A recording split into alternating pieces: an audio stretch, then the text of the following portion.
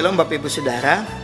Kita tahu bahwa Yeremia adalah nabi yang dipanggil menjalankan tugasnya sebelum orang Israel di kerajaan Yehuda diangkut dan dibuang ke Babel.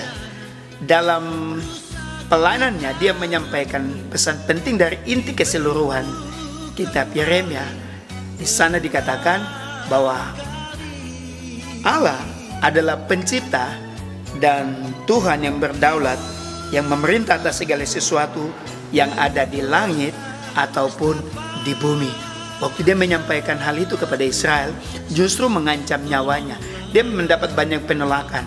Bahkan orang Israel lebih mendengarkan beberapa nubuatan-nubuatan palsu dari nabi-nabi palsu, bahkan imam-imam yang memberikan nubuatan murahan bahwa Israel di kerajaan Yehuda akan aman-aman saja.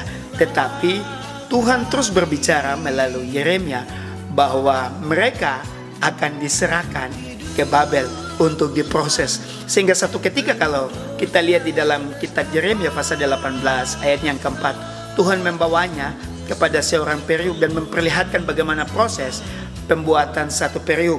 Di dalam Yeremia pasal 18 ayat yang keempat, apabila bejana yang sedang dibuatnya dari tanah liat di tangannya itu rusak, maka tukang periuk itu mengerjakannya kembali menjadi bejana lain menurut apa yang baik pada pandangannya.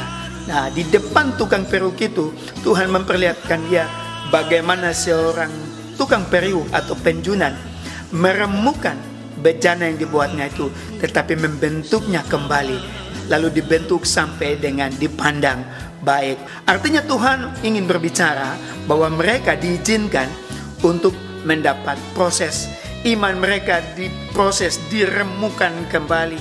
Kadang-kadang kita alami hal yang sama seperti Israel, ya. Ekonomi kita diremukan kembali, kesehatan kita diremukan kembali, perasaan kita diremukan kembali. Tapi tahukah saudara bahwa Tuhan akan membangun kembali, akan membentuk kembali dalam pandangannya yang baik.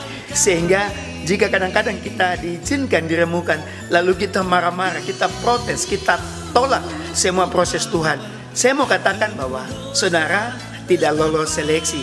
Orang-orang yang tidak lolos seleksi peremukan dan pembentukan kembali, dia tidak layak melayani Tuhan.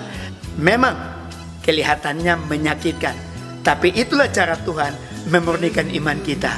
Nah, ini pernah dialami oleh Ayub di dalam Ayub 23 ayatnya yang ke-10. Karena ia tahu jalanku, seandainya ia menguji aku akan timbul seperti emas. Nah, Bapak Ibu Saudara, izinkan Tuhan meremukan hidup saudara, perasaan saudara, keadaan saudara.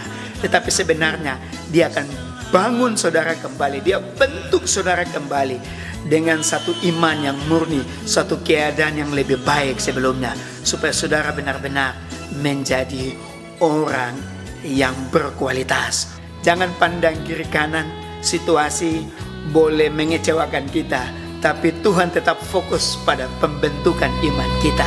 Dari tempat ini doa saya bersama Bapak Ibu Saudara sekalian. Shalom.